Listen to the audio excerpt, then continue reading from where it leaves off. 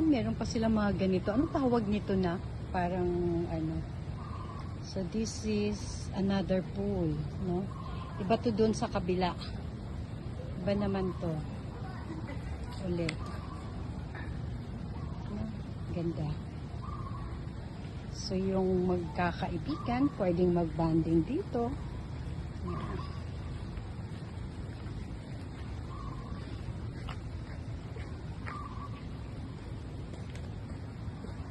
Let's go to the beach. Tingnan lang natin.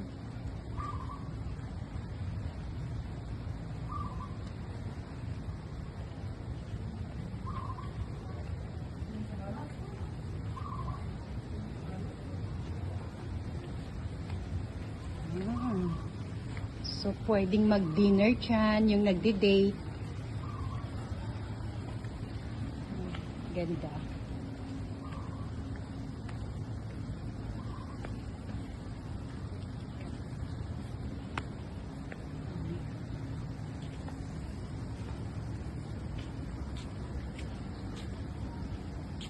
Ito yata yung marketplace na sinasabi nila.